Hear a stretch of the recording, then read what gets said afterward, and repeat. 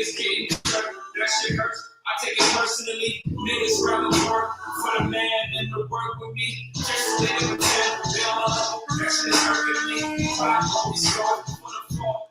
Hope you guys are doing good. Okay. We gotta pause that for a little bit. Hi, everybody. So good to see you all. If it's your first time tuning in, why am I whispering? If it is your first time tuning in, hello, I am Mambo Soleil. I am Coven Mother of Vision of Dawn Tour. I am founder, facilitator of the Charm School Mentorship Program. I typically am here on either Sunday or Mondays just to give you guys a little bit of insight about the week ahead. But this is my first attempt at reinstating. This is a segment that I used to do kind of often up until spring of last year when, I used to do this kind of often. I used to do this at least twice a month where I would come and we would just have happy hour segments. And it's essentially the same thing where you would have happy hour with friends or colleagues after work. We just kind of check in. We have libations. If you guys are the libation type, I got my red wine here. If you don't drink, then, get some tea, get some water, get yourself a snack, whatever makes you feel comfortable. Go ahead and get that and just settle in. We just kind of come here and we shoot the shit for an hour or so before we go home to our families after work, before we settle in and have dinner, whatever, right? And that's what this segment is. I don't always pull cards during this. It's literally just a conversation with the audience. So if you're here to watch me do a reading, I can't guarantee that I will. Can't say that I won't. It all depends on how the conversation between me and all of y'all go. I did put some topics that I was thinking about earlier today in the title. So we can talk about those or we can talk about other things. It's totally up to you.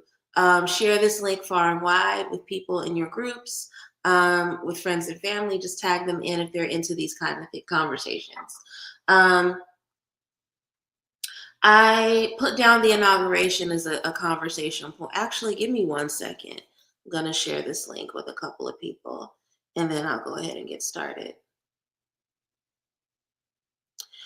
And apologies in advance because y'all know how I am. I typically don't like to be on my phone while I'm on here with you all. But give me 1 second.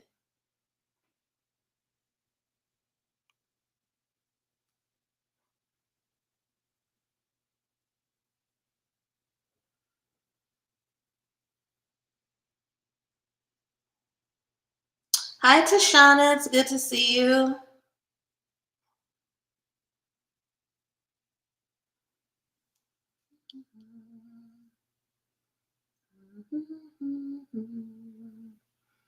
See, this is so boring. That's why I try to do this before I get on here. I apologize. Alrighty. As you come into the room, say hi. Say hi. Let me know if you're here. That way I can say hello back to you. Hit the scale emojis as you come into the room. Just let me know that you're present. But the first thing I had down as a conversation point is the inauguration, which happens tomorrow. I'm gonna be really, really honest with y'all. I've been disconnected from any direct conversations about the inauguration. I'm slightly, somewhat still in denial and probably will continue to be in denial until middle of the year that Trump is going to be our president again. But I did catch wind of the fact that, and I'm proud of her for doing this, and I really encourage more women to do this in 2025. I did catch wind of the news that Michelle Obama said, who all gonna be there? And based on who she was told all gonna be there, she said, I'm not going. She said, I'm not going. I'm not going. I didn't enjoy my experience the last time. I don't want to be there if I know that my experience of it is going to make it hard for me to show up a certain way. So I'm not going. Beautiful. Absolutely beautiful. I know a lot of people are debating on whether or not it was classy and, social responsibility, all that. No, responsibility to self. Self-preservation in 2025. Self-preservation is what's going to help you thrive and make progress. I am grateful that that woman said she's not going to go back. I challenge some of you guys to reflect on the last 3 to 5 years of your life, right? And really ask yourself, how many times did you force yourself to go to some shit that you didn't want to go to out of obligation, out of loyalty, out of duty, out of what the fuck ever, right? And then you went there and a variety of shitty things that don't feel good happened, right? It can be as minor as I was going to say as minor, but I just forgot we are still in the pandemic. We still have a COVID outbreak. So it's not as minor as you getting sick. Because some of you guys went places you didn't want to go and you got COVID, right? But it can be is getting sick, but sometimes it's more about the social interaction, right? You go somewhere, you don't want to go there, whatever number of problems. Either shit's not going to be disorganized and you're going to have to go to something that people sold to you as being relaxing, but then you get there and then you get wrapped up in the setup and all this other bullshit and then experiences anything other than relaxing. Or you go somewhere where you're going to be around people that are going to have the same stale ass conversations all the time, whether it's about problems that they refuse to fix, because if they fix those problems, they'll never have anything to talk about, or if it's other people's business, right? There's so many things that we're honest with ourselves. We can look back over the last 3 to 5 years and really evaluate. Like, I've put myself in some environments that I didn't want to be at in the name of duty and obligation. And not only did I not have a good time, I was fucking treated poorly. Or even worse, my intentions were not taken in a good way. Because if y'all remember during the last inauguration, what did people talk about after the inauguration was over? Michelle could have acted better. You could have seen on her face that she was dissatisfied. Okay, great. Well, then I won't fucking go. I love it. I love it. Stop going places where you are not going to have a good experience. Stop going places where you are not going to be valued. Stop going places that don't feel good, because what happens is you showing up gets understood as a form of consent to either your mistreatment or even just the bullshit that's happening in that space. Don't go places you don't want to be. Don't go places where you are not going to be valued in the ways in which you deserve to be valued.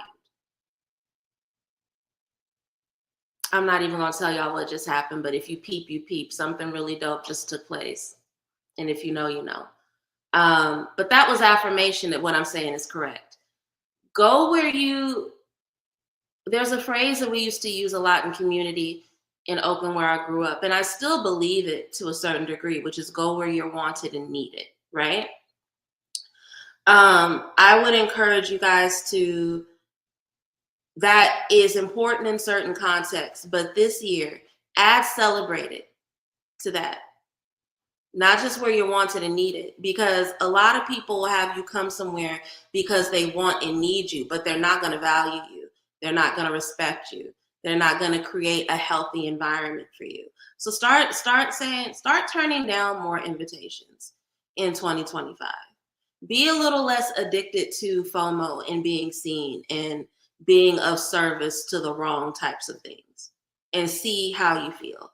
See what it does for you. See how it changes the energetic frequency of your life. There are spaces I've taken myself out of the last year, and I'm noticing that my mood and my temperament is a lot different. I'm noticing that I feel much more settled. I notice that I feel much more at peace. And I'm grateful. I think we need to see more Black women choosing their peace over going along to getting along. I think we need to see more Black women choosing what feels right for them over holding the mantle of morality or holding, niceties in the name of community over their comfort. I would like to see more of that. I would really love to see more of that in 2025. Let me scroll through and see what people are saying. I may invite one of y'all on here if y'all feel like talking. That she did it for Carter's funeral too. Absolutely. There's nothing worse than being at a funeral around fake energy. There's nothing more uncomfortable than witnessing like fake crying. There's nothing more uncomfortable than people using the environment of a funeral to force you into cordial conversation. So I can understand why she didn't go. I'm not a big participant of funerals for that exact same thing. There's if you have ever dealt with narcissistic community or family, then you are aware of the ways in which people will use a funeral to have access to people that they know good and damn well have expressed a boundary or a lack of desire to be in conversation or in interaction with them. So I can understand why she did it. Michelle's in her 60s, right? I think she's more than earned her right to comfort and to not want to force herself in weird social interactions. So I'm grateful that she did it. I'm really grateful. Happy Wednesday to you too as well, Mambo. I'm so glad that Michelle isn't going. She is protecting her peace and her hormones and the nervous system. The nervous system is so important. And that's another way that you can spot somebody who really don't fuck with you. Because there are people that will come into your life and either trauma dump or just fuck with your mood on purpose. Like, and that feels demonic. When you experience people doing that shit to you, there's no other language to attach to it. Somebody going out of their way to disrupt your nervous system and knowing that it's gonna make you sick, that's some evil shit. And you're absolutely right. This is a woman that's in if anybody wants to correct me on what her age is, but I'm pretty sure she's in her 60s, if not her 50s. She should be concerned with her nervous system and her hormones. We have one life. We have one life. And I think that her prioritizing her well-being over a funeral, I think that's a wise thing to do. You know, and I know y'all not about to like what I'm about to say, but it's a funeral, which means that other person has already transitioned. So if she needs to do what she needs to do to prolong her life, it is what it is. Hi, Aja. I got to put myself first, all 2025 and beyond. Aye, bobo. Amen to that. Fiscal necessity. We're going to talk about fiscal necessity in a little bit, Count Nero. My attitude be staying somebody breath heavy. I'm mad. I can't argue with that, Miss Renee. It's a lot of things that agitate me, which is why I'm very, very, very, very, very, very, very deliberate about who I share my energy with. And every time that I've made compromise around that, regretted it. So I totally, totally understand. Hello, Lavana. Good to see you. Hello, Divine 8. Good to see you. Let's see. Obama sat giggling with Trump at the funeral.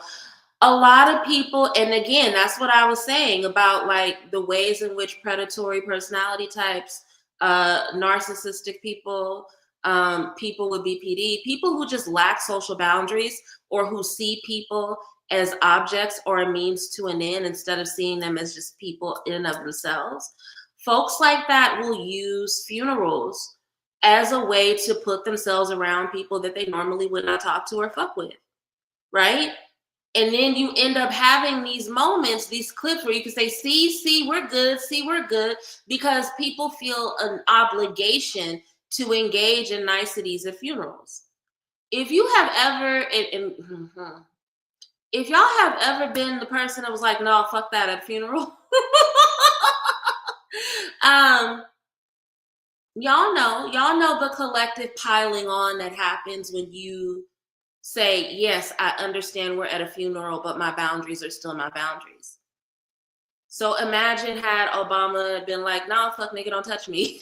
You know what I mean? Like imagine if he would have did that. Imagine the fallout that would have come.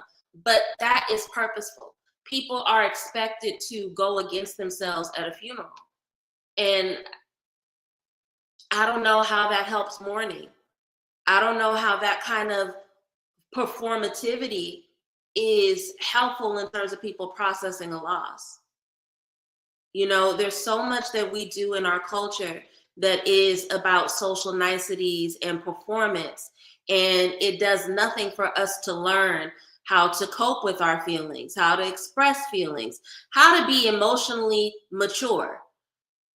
I have a class coming up, a Patreon exclusive class about the difference between emotional intelligence and emotional maturity, because a lot of y'all don't know the difference. A lot of people who are emotionally intelligent are fucked up people. It's not that they don't understand emotions. They're very smart and they're very wise about them. That's why they're able to use their knowledge of emotions to be on their Seven of Swords shit and manipulate people. But what we want to be and what we should be striving for as healthy, functioning adults creating communities is emotional maturity. So that's something I'm going to be talking about at the end of the month on my Patreon, because we really struggle with the difference between the two as a culture, and it's showing up in how we treat each other, how we interact, how we raise our children, how we have all the important shit, how we have divorces, marriages, all that shit. And we need to really be real with ourselves about the difference between the two. Did you log into your Instagram too? I don't believe I did, Miss Renee. I hope I didn't, because I'm not using my phone. No, I'm not logged into my Instagram. Please, if somebody playing on my Instagram or if my shit been hacked, let me know. I'm not. She still looks 40. She still looks amazing. But again, that's because she's really serious about her. you have to be really, really serious about how you were treated if you care about the way that you look and you care about your health, right? Our conversations, what we listen to, what we take, all of that is consumption. So if you're trying to live a healthy life and you're dealing with verbal abuse and nice nasties from a person, and you're being forced to be in environments you don't like, that shit is going to show up in your skin. It's going to show up on your face. It's going to show up in your energy. It'll even show up on your smell. I know you don't believe me, but seriously, it does. We internalize those things. Let's see. You were talking about giving consent. That's what I thought about. I like how you worded it. Thank you. Thank you. Jimmy Carter himself wouldn't have wanted Trump at his funeral. That's the other thing. But the societal pressures around death meant that an invitation had to be extended. I'm no longer participating in these perform. I tell people all the time, even if you feel like you don't have shit, even if you feel like you don't own anything, get a living will. Get a living will. Because even if you don't own property, even if you don't have a lot of money, what people do with your name and what people do with your body and how people celebrate your exit from this world after you are gone, if you don't have that in writing, if you don't express deliberately, people will do all kind of goofy shit after you die. Y'all gotta remember, I grew up in the Bay Area. I never talk about my queerness on here, but I identify as queer. Even though I predominantly date men, I do identify as queer. I've seen a lot of fucked up shit happen to queer elders when they pass because they didn't have something in writing. And people's families will misgender them. People's families will not acknowledge their partners. People's families will purposely dress them in ways that are fucked up. People will allow their abusers to show up to their people will do all kind of fucked up things to you in your name at a funeral after you die if you don't have something in writing. I know it's morbid. I know it's scary, but start writing that shit down now. So that way you're not sitting there making your transition into the next phase of life with your abuser breathing over you at your funeral. Let's be real. The families will do fucked up shit because of their cycles of denial. If you know you don't want somebody in your family to have certain property that belongs to you, put that in writing. All of that, put that in writing. It's important. We don't do that enough as a community, and we have to. But absolutely, Jimmy would not have wanted Trump at his funeral. I don't know if y'all remember when Sharon Doherty passed. It was like a big to-do because she had written in her will that certain people weren't allowed to come to her funeral. And a lot of people were like, oh my gosh, she's a bitch even in death. First of all, we got to stop calling every woman that has a standard or boundaries a bitch. But second of all, can you imagine what somebody did to somebody in their life for them to say that they don't want them at their funeral? She has that right. She has that right. There's a really, really fucked up way that when we think that when somebody dies, they become community property, and they don't. Community ancestors are a thing, but they have to consent to working with you. If any of you guys have taken my classes where I've taught about community ancestors, I talk about this. People don't just become free for all just because they die. There's ways that you have to approach spirits that you don't have a connection to. And when you do this fucked up stuff in people's name after they die, you are weird to assume that there won't be some consequences, right? A queer funeral happened yesterday in Wales, UK. Poor woman was misgendered by her family, and the priest shouldn't even have been buried in. Exactly. And that's why you got to start thinking about that stuff and writing it down now. People will do what they want you to do. It's almost like everything that you didn't want to do in life, they find that last opportunity before you get, sent to the fire or you get given back to the earth. They find that last moment to force their wishes for your life on them. And it's a fucked up form of abuse, but we do it way too often. And that's why when you are healthy and when you have the gift of life in your lungs, write out how you want your body to be treated, who you want around your body during that sacred time where your spirit is transitioning. A person in the entertainment industry passed a couple of months ago who used the term, they pronouns. The comments were full of she. Yeah. People can get really, really fucked up about stuff like that after death.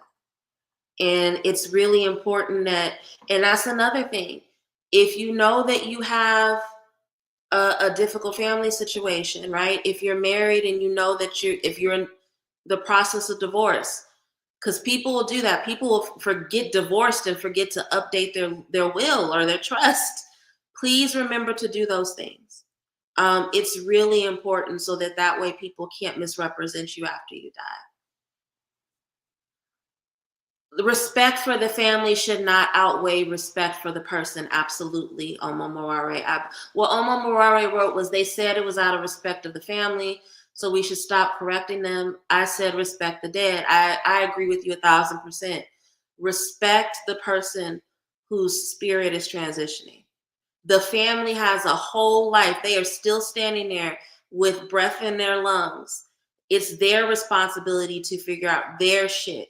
But we don't get to force things on people just because they're dying. And I'll say this. I never attended the funeral of a family who did shit like that, who forced their understanding of a dead person on them in the funeral. I've never been to a funeral of a family like that, and the family had a good dynamic after that situation. I really think that there are karmic consequences for shit like that. I think that there are energetic and spiritual consequences for things like that. You can't just mistreat somebody in death. And the way that you handle them in that moment of transition, in that time of transition, yes, that's mistreatment. Manipulating somebody's identity and life story to make you feel comfortable is a form of disrespect. It is a form of disrespect. It's a fucking form of disrespect. It just is. We just have to accept it. If people have any questions about Michelle or the inauguration that they want me to pull cards on, put them in the comments. If not, I'm going to just go ahead and go along. If there's a topic you guys want to discuss, put it in the comments as well. If not, then I'm just going to stick with the three topics that I put in the description. The next one I want to talk about, disaster capitalism. It's a phrase that's being thrown around a lot with everything going on with the fires in California. I have had some complicated feelings about the fires in California.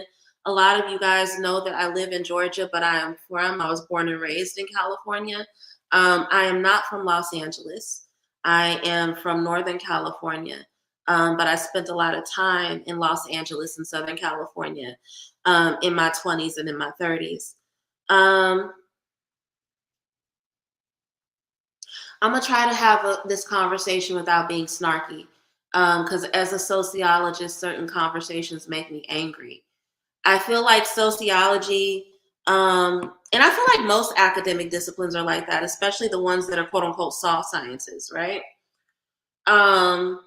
We see these themes, we see these patterns, we write these papers, we go out with the bullhorn, we have these conferences, we beg and we plead and we ask people to listen to us, and people tell us shut the fuck up because the wisdom is inconvenient. And then a couple of decades later, the disasters happen, right? This situation with the fires has been predicted for a long time. I remember being an undergrad for college. And I remember I was an undergrad because my youngest brother, Andre, if you're watching, I love you. I love all my siblings, but hey, baby. My youngest brother, Andre, had his appendix taken out during Hurricane Katrina. We were in California. But because I had to be in the hospital with him, all I did was watch Katrina coverage all day long, all day and night. And he was a baby. He was just 7. So he was in the hospital with me, sneaking him McDonald's chicken nuggets because he wouldn't eat the hospital food, and him asking me a ton of questions about Katrina and why it was happening that way and why were people drowning and why is this happening and why isn't the president, like 7-year-old questions about watching Katrina, right? The things that a 7-year-old little boy would be confused about. Like, if we're the greatest country on the planet, why are people drowning? And why are we just watching it? Why are babies dying? I'm not going to cry. Y'all know I'm sensitive. And Katrina was so long ago. He's grown. He's a grown man now. But I'm just remembering, I'm brought back to the moment of him being a little boy asking all these questions. What's your point, Soleil? Disaster capitalism, I know it was a term coined in the early aughts, but as a pattern, it's not new. This has been something that's been happening forever, unfortunately, and it's only going to get worse and worse as global warming gets worse and worse, right? And so I think it's really important that we start having conversations about what life under disaster capitalism looks like. You know, I think there's a certain way that when we have these conversations about financial literacy, because we live in such a social media driven culture and people think that you shouldn't go into business unless you can become rich, you shouldn't invest in passive forms of income unless you can become rich. It's like there's so many things we should be doing for financial responsibility and to protect ourselves in moments of crises. But instead of us doing them and being fine with having small nest eggs, it's like, well, I'm not going to be a millionaire and I can't flex. I won't have a G-Wagon. So what's the point? Right? Disaster capitalism is exact for those of I'm talking about it and I haven't defined it yet, and I may not use the best definition, but disaster capitalism is a theory that we now under hypercapitalism, we now live in a world where natural disasters are not simply world events that society recovers from. They become these cash grabs for elites and corporations to benefit off of. And not only do those elites and corporations benefit off of them, the ways in which they benefit off of these crises are literally dependent on the displacement and the dysregulation of the populations that were most severely impacted, right? So I'm mentioning Katrina because we saw that with Katrina, right? After the floods, after the hurricanes, once things were finally cleaned up, so much of that property was bought up, so much has been changed, so many people have just been displaced. Most of the people who had to flee Katrina were never able to return, right? And they've all had to go and create lives in new places. If you think that exact same thing is not about to happen with California, you are in denial. That is what's going to happen with California. If any big natural disaster ever happens here in Georgia, here in Atlanta, that exact same thing is going to happen here. Hurricanes in Florida, if they happen again, it's already happening with the ones that took place this past fall. But if we see more and more gets destroyed, the exact same things will happen in Florida and North Carolina. Basically, what is happening under global warming is that weather is now turning into natural disaster, unfortunately. And those natural disasters are being used to displace people and to make the rich richer. That's the easiest way to explain it.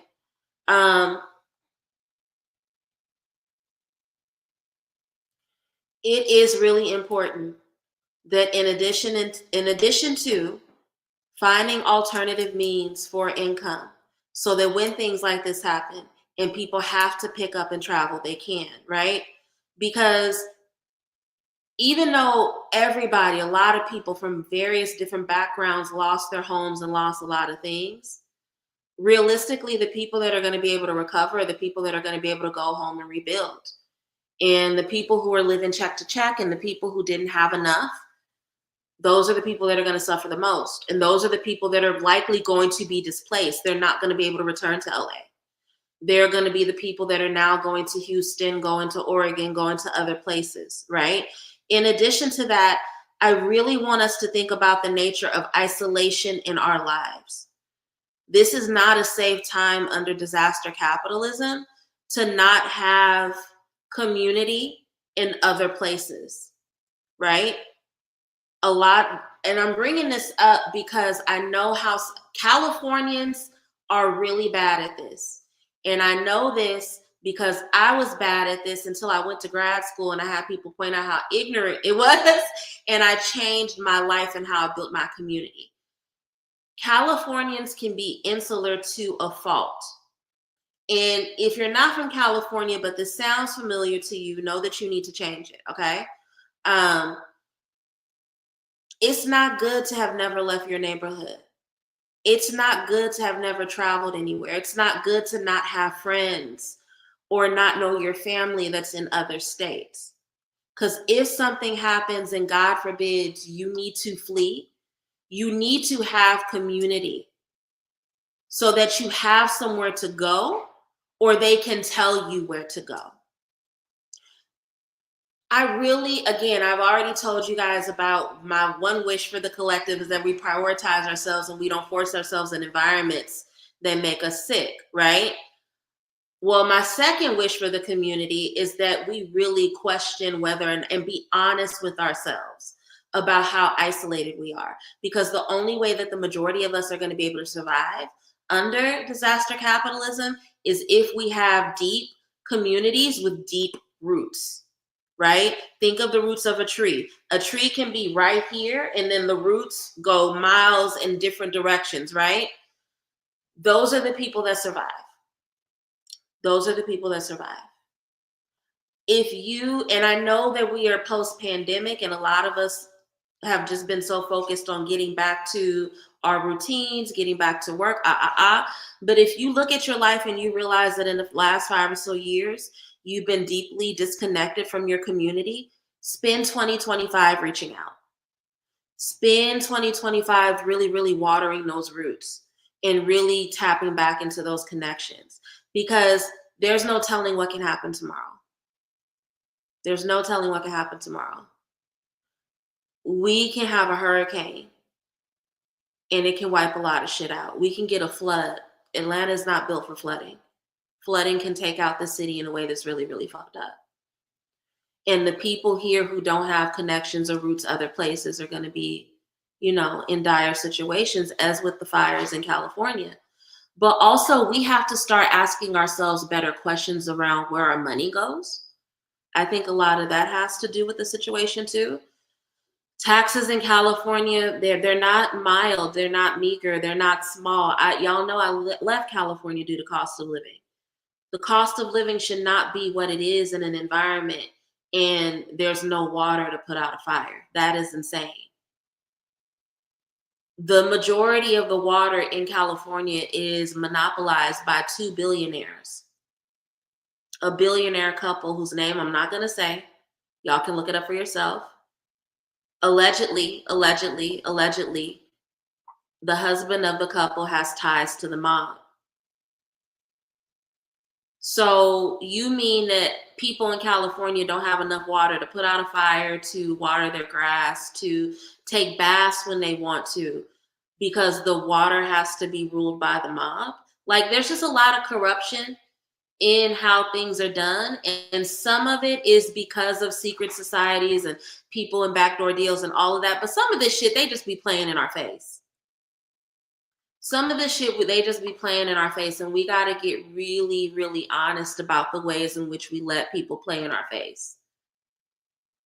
Why is it that there are celebrities with their own private water reservoirs and I probably fucked that word up, in a state where there's been a water crisis for several decades? Something is wrong. There's water hoarding going on in California. And that water hoarding has contributed to these fires. And I know that there's a lot going around with people saying that these were set on purpose. I don't believe that they were set on purpose. I just don't. But I do believe that there are people that are going to benefit tremendously from the fact that the fires are going on. I think that there are people that have been predicting and low-key praying for this to happen, to literally clear the space so that they can build, what do they call it, a smart city? Like, this is the thing, again, sociology. It's like we plan these things, we have the urban planning committee meetings and all this shit, and people tell us, shut the fuck up, you hippie, and then 2-3 decades later, it's happening. And that's what's frustrating about this, because this has been the people who've been trying to warn folks about this have been maligned and dismissed. And now look what we're going through. And we probably could not have stopped it, but we could have at least better prepared for it. We have to stop being so anti-intellectual in this society. We have to stop being so anti-intellectual in this society. It's like we don't want to read anything. We don't want to listen to anybody. And then when shit hits the fan, we're stunned. But if it was written about in books and studies 20, 30 years ago, why are we surprised? It's almost like we could have just listened to those people and prepared for it. And think about the people who benefit from us not knowing better, who benefit from us not reading, right? But yeah, I just wanted to talk a little bit about that. And we don't have to stay on it for too long, because I can tell y'all don't really care about this topic as much as I do. But the fires have me scared.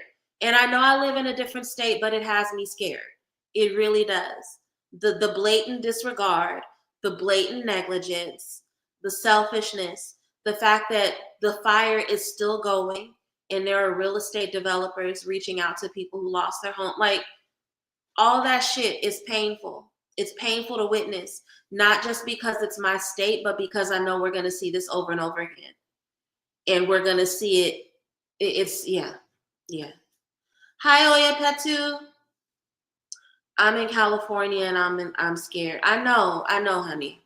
I know. Between the fires, and then I think the other thing, we focus on disaster capitalism as it relates to the elites and corporations, and we should, but also there's disaster capitalism that's poverty-based, right? Think about all the people who are using this as an opportunity to go and loot, and literally going to apartment complexes and saying, evacuate, scaring people, waking them up only to rob them. Like, a lot of people have been robbed since the fire started. What does that say about the poverty in California? I think because California is so beautiful, people forget that there's a lot of poverty there. Like, California is big as fuck.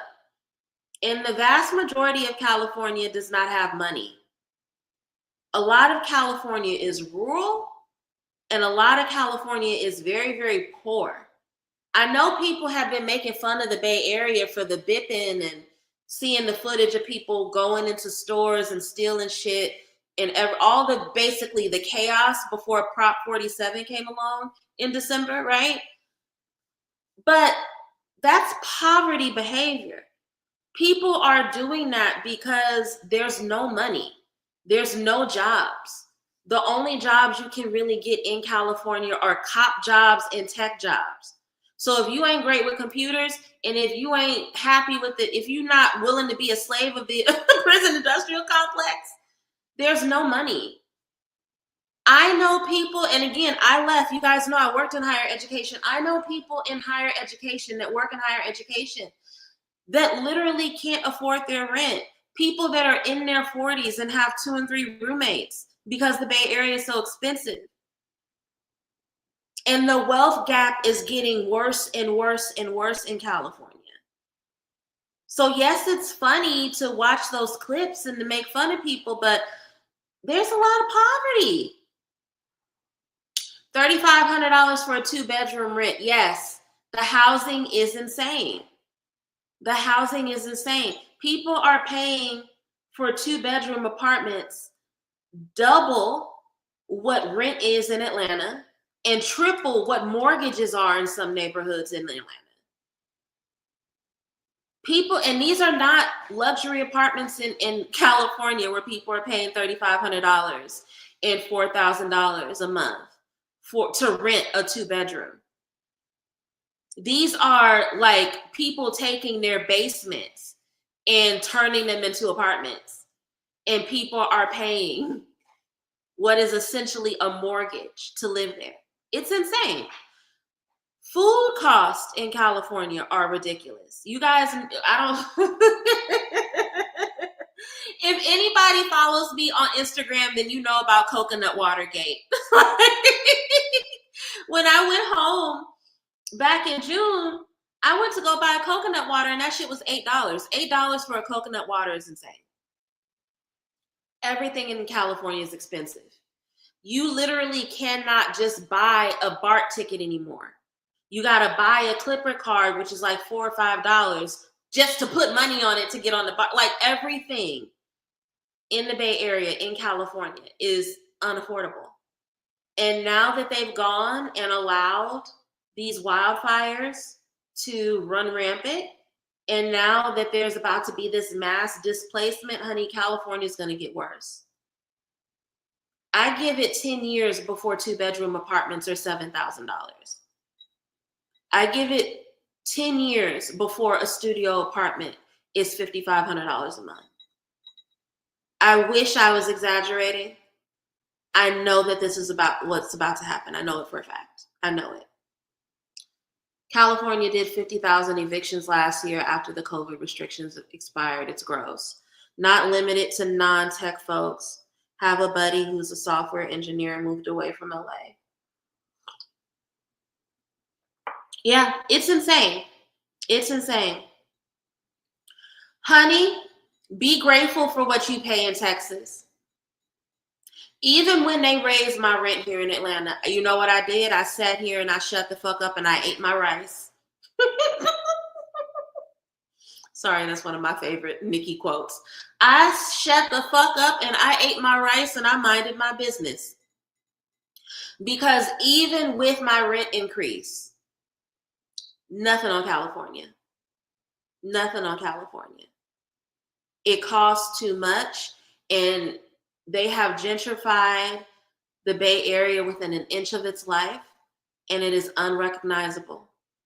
So even when you're born and raised, it's not home anymore. The Bay Area that you were raised with is just a memory. It's a phantom. And it's about to get worse. it is about to get so much worse. The amount of people that are about to cash grab and buy up that land after the fire is put out, it's disgusting. It's shameful. But again, we have to start thinking about these things. We have to start having these conversations. We have to prepare ourselves for disaster capitalism. There are too many people that don't live in California, who have no ties to California, that are watching and saying, oh my God, my heart would be broken, and they're doing nothing to prepare. We have to prepare. We have to be honest with ourselves about what we would do when it's us, not if, when. Because whatever the extreme weather is in your area, educate yourself about that now. The amount of people that State Farm pulled that bullshit on and canceled their fire insurance. But even before the canceling of the fire insurance, it's been hard for decades to even get fire or earthquake insurance in California. That's going to be the one. Oh my God, I don't even want to think about it. Oh, spirit, stop. This is the second time that they tried to make me cry on this camera tonight. I don't even want to think about what's going to happen if/when there's a major earthquake. I don't even want to think about it, because the amount of insurance companies that won't even give earthquake insurance, depending on what area of California you live in. We got to start having these honest conversations. We have to plan. We have to develop. We have to not only have disaster kits in our homes, but we have to have safe spaces where we have backup kits. We have to make exit plans. We have to have families and community members that we talk to and have meetup places with. We have to have exit strategies. If one freeway in your community is shut down, what is your alternate? Like, these are all the things we got to think about. We have to be proactive instead of just waiting for shit to happen and then staring in our phones and, engaging in escapism. And, oh, if it was me, if it was you, you wouldn't know what to do. You wouldn't do shit because you don't have a plan. So stop engaging in escapism and develop a plan. Can't recommend basic stuff like go bag. Yeah, but go bags are important. A go bag is an essential, because there were a lot of folks there who had like 2-3 minutes to prioritize everything they owned. Keep a go bag. Keep all your important documents in a safe. A safe is not expensive. You can get a safe for like $25 off of, if you're anti-Amazon, they have them at Best Buy. They also have them at Walmart. You don't even have to get a big, dramatic cartoon fucking safe. You can just get one that looks like a little file thingy, right? But keep a go bag. And the go bag should have not only shelf-stable food and water and medicines, but it should have battery packs, things like that.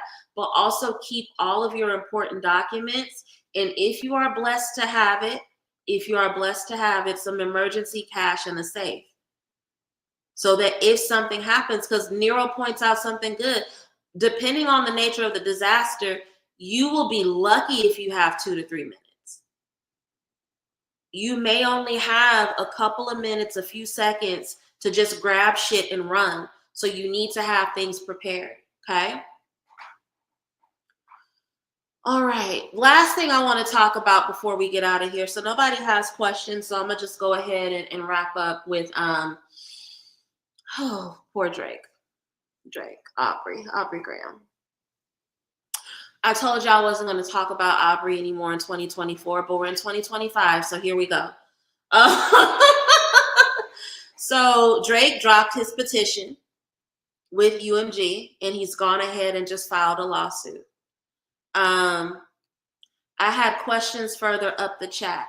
Let me answer JL's question, and then we'll wrap up with talking about JL and what we can learn from the collective Scorpio crash out of 2024. Let's see. I care a lot about this, and what you're saying makes sense. My undergrad was political science. This is okay. Let's see. Will the insurance companies who canceled people's coverage come back around and buy up? Yes, that's exactly, yeah. That's what's so disgusting about it, JL. That's what's so disgusting about this whole situation. These insurance companies are going to come right back around and buy up that land. This is how they get you. They denied their coverage, allowed their houses to be burned down. These people are not going to have any way to recover unless they just go ahead and give up and sell their land if they can. But a lot of these people, again, they're probably going to end up foreclosing because some of these people still have mortgages. Like, yes, there's a good number of people in Altadena whose homes were passed down through the generations. But my friend who lost their home, my friend who lost his home and now his wife and his child are displaced, they just bought that home a few years ago. So a lot of these people have mortgages. So if you've been displaced and you can't work and you're going to fall behind financially, guess what's going to happen? Your shit's going to foreclose. So yes, some of them are going to extort the people who live there, but a lot of these insurance companies are just going to come and fucking, you know, they going to bip the bank. Essentially, they just go take shit from the bank. Yeah. It makes me so angry, and it's not even my country. I couldn't believe the state. But yeah, they did it on purpose. All this is on purpose. All of this is on purpose. The insurance industrial complex has been fucked up in the States for a while, and it's only getting worse and worse. Only getting worse. All right, we got 8 minutes left. I really don't want to be on here for more than an hour, so I'm gonna wrap up with talking about Drake. But Drake canceled his petition against UMG and went ahead and filed a lawsuit for defamation. He said that the company defamed him by allowing not only Kendrick Lamar to write Not Like Us, but because they heavily promoted it on the platform and people wanted to listen to it. 2024 has not been good to Scorpios. I don't know a single Scorpio sun that has not gone through it in 2024. And I'm not going to bring up Diddy. I'm not ready to talk about Diddy. I don't know what's going to make me go back to him. I'm going to focus on Drake. Since every topic I've tried to have a collective lesson, I'm going to start with Drake. Not being able to take a loss only makes the loss worse. Not being able to take a loss only makes the loss worse. It's okay to rebuild. It's okay to admit you did too much. It's okay to admit that you were wrong. It's okay to admit you bit off more than you can chew. But when you let your ego run rampant so badly that not only can you not admit that you were wrong, but that you throw blame at everybody else, after a certain point, you look crazy. And it doesn't matter how much of a choir you built around you. It doesn't matter how much of a amen circle you have. It doesn't matter how huge or how loyal your army of flying monkeys is and how much they gas up your head to make you believe that you are always right and you can do whatever you want. At a certain point, you are going to be forced to walk past that mirror as an emperor, and you are going to be forced to deal with the fact that that designer who told you that they made you the freshest, dopest suit on the planet actually lied to your ass and they got you out here butt naked.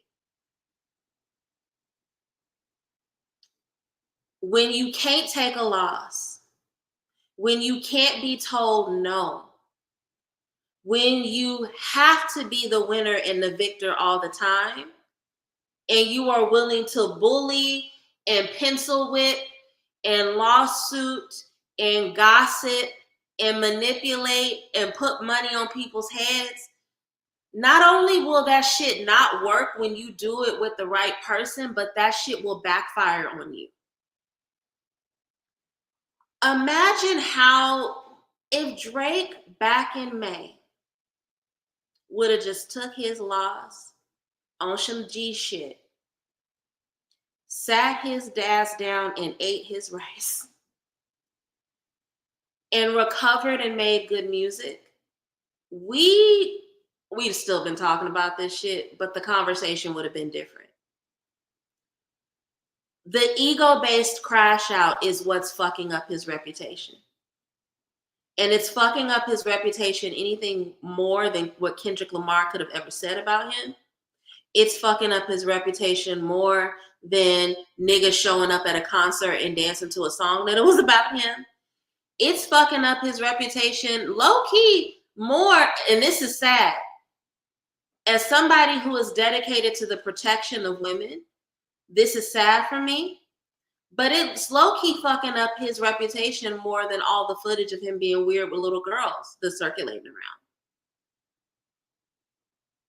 If he could have just been able to stand in his masculine for all the 3 minutes, but I don't know what it is about a Scorpio man, they gonna default into they bitch when they ego is hurt. They gonna slide into that bitch energy when they ego hurt. And he is out here acting like the queen of Karens. Filing a lawsuit against a record company because they played a song that was a diss about you. And it's not like it was a diss that somebody came out of nowhere and just threw out at you. It was a diss that you literally been egging somebody on for months, if not years. Those of us who know he's been trying to egg Kendrick into a fight for years, right? You asked for that ass whooping and you got it. And instead of you licking your wounds and healing, your ego is making you crash the fuck out. It's really, really sad. Learn how to take a loss in 2025. Losses are a part of life. There's not a single business person that we look at in an iconic way. The Oprahs, fuck him, I was about to say that man with the weird curly hair that runs Meta. A Steve Jobs, right? A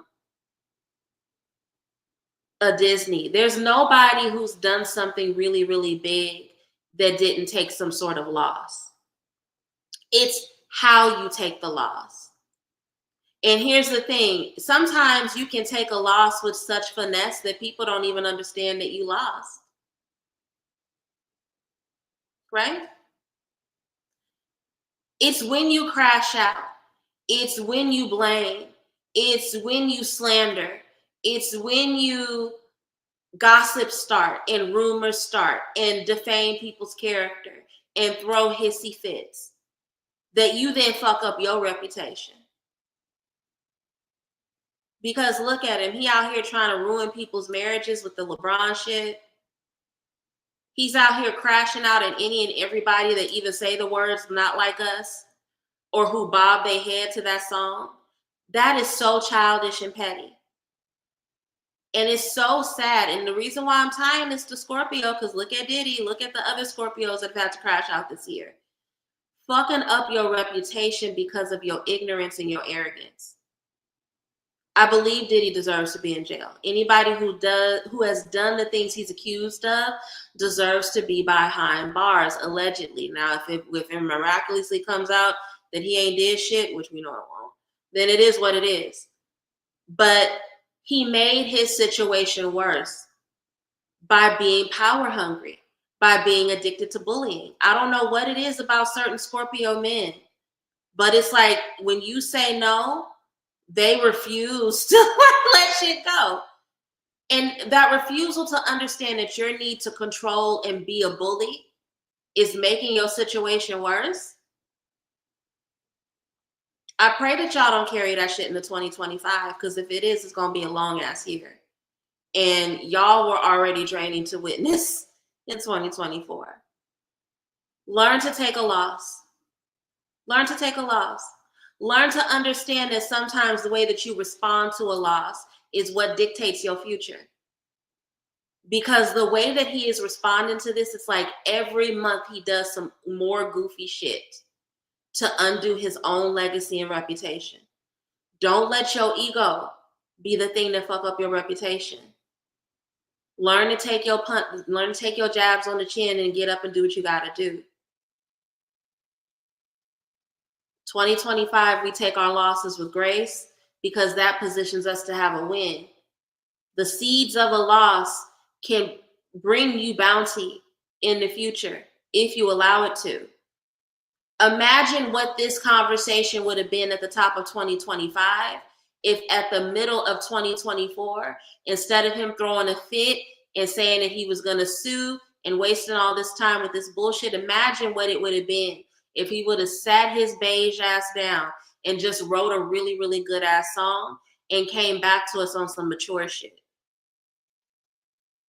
But no, the childish Scorpio man, the petty Scorpio man, the Scorpio man that's looking for ways to sting you rather than move forward, they will undo their legacy real fast. It's funny. And I don't remember the name of the astrologer. I don't know if Venus is watching this, but she's probably heard me say this before. But I remember listening to an astrologer. It may have been Quiet as Revolution. I don't remember. But they were saying, you know, Scorpio is very powerful because scorpions are powerful. Very venomous, very sharp energy, right? But you got to remember at the end of the day, it's still a bug. And because it's a bug, it acts like a bug. And that can be in the most literal sense in that it becomes a nuisance at the most inconvenient times. But it's also like they forget their own strength and they get so worried about somebody potentially doing something to them, potentially stepping on them, that their paranoia drives them often to sting and hit the wrong thing, right? Niggas are literally begging Drake, let us focus on your stinger. Let us focus on your venom. Let us focus on your strength. Just give us good music and product. But he's so wrapped up in his paranoia that he's like, nah, fuck that. I just got to sting everything. This is not going to end well for him. This is not going to end well for him. And in the process of him not letting his ego get out of the way, this is not going to end for a lot of other people. Remember that Scorpio is the sign of destruction. When a Scorpio is not focused, they will fuck up entire communities just to get their way. And even if they know they're not going to get their way, they're still going to fight to get their way and fuck up entire communities. What the fuck is the point? I really strongly encourage you guys as you go into 2025, asking yourself, is my ego giving me wisdom about how to protect myself? Or is my ego inciting me to do some destructive shit? And if you are one of those people similar to Drake, where you don't have a good circle around you, what you have is a bunch of yes men, what you have is a bunch of people bigging your head up and encouraging you to be a goofy, you got to really ask yourself, is my amen corner worth it? Because here's the thing, sometimes out of comfort, water signs do this shit. I don't give a fuck. Fight me if you want to. I'm an astrologer. I know this. Water signs do this shit. I know. I'm an astrologer who was raised by a Cancerian mother, okay? Water signs will be so invested in their comfort that they will develop these amen circles, these collectors of flying monkeys. And the flying monkeys are just so they're so focused on keeping them happy that they won't even tell them that there's danger around. They won't even tell them that they're playing themselves. I'm not surprised. Oyapatu, yes, he is goofy. But I'm not surprised that he's a goofy because when you look at his inner circle, it's full of goofies. It's full of people that are telling him this goofy behavior works for him. Even though the entire rest of the world outside of that inner circle is like, you look like a fucking lame. And unfortunately, we're going to see a lot more of that with Scorpio placements as we go into this year.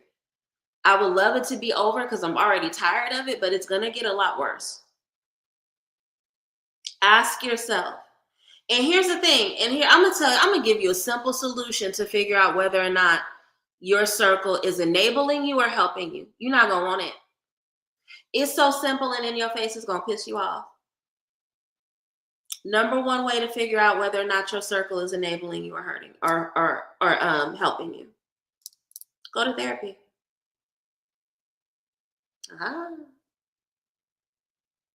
Y'all don't want to do that, do y'all? Go to therapy. Go to therapy Be honest about your recent behavior. Be honest with your therapist about how your friends or community have played a role in that. And then based off of what your therapist has to say, you will figure out whether or not you have a community that's actually helping you grow and develop and become an actual functional adult, or if you've just done a really good job of collecting a circle of flying monkeys on some mean girl shit. But go to therapy. Go to therapy. It's that simple. Go to therapy. May I ask you something? Yes, Divine 8, feel free to ask me a question. If you pour alcohol on a scorpion, it starts to repeatedly sting themselves. Yeah, yeah. Scorpio is ruled by the moon, and the moon can deal with confusion in a really particular way. Scorpios also, with them being so close to death and regeneration, there is a lot of weird shit going on with addiction. So I'm not surprised that you said that about a scorpion, that if you pour alcohol on it, it'll get confused and hurt itself. That from what I know about Scorpio placements, that sounds accurate. That sounds accurate. It's uncanny how much the animals connected to the zodiac teach you about the zodiac. I'm a Taurus sun. Study a bull and then pay attention to the way that I move. Very quiet, very observant. Y'all wouldn't know how quiet I am just because I talk on here a lot. It makes a lot of sense. My rising is Leo. And that's how I'm able to get on here and talk to y'all for an hour, more than an hour, without being embarrassed. You know, I can pull it out when I need to. It's not my come from. It's not my most comfortable.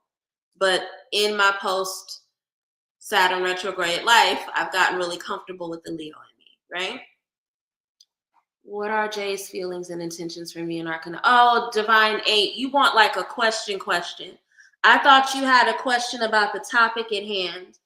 I really don't want to. If it's okay with you, Divine 8, can you just return on Sunday night when I'm taking questions from the audience? Because I really don't want to change the tone of the happy hour segment. And if I start taking personal questions from the audience, I just don't want to do that right now. I really don't. I would encourage you to return on Sunday when that is what I'm doing. You also have the option of joining my Patreon. My Patreon, there's 4 different tiers, and depending on the tier that you sign up for, you get a reading from me, a personalized reading every month. And then the other tiers, you just get general readings based on your zodiac sign placement. But consider signing up for my Patreon, or you can ask me your question on Sunday when that's what I'm doing. That's not what I'm doing right now. My toxic trait is, as a Leo, I'm convinced I could really befriend an actual lion. So here's the thing, you probably could. You probably could.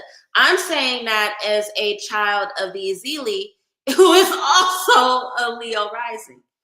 You probably could befriend an actual lion. You probably could befriend every single wild cat in the animal kingdom. I deeply believe that about myself as a Leo rising.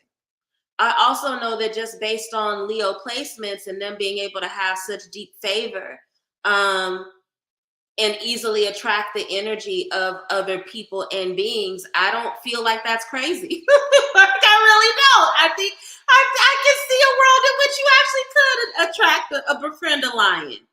And I cannot wait to meet your pet lion in the next lifetime.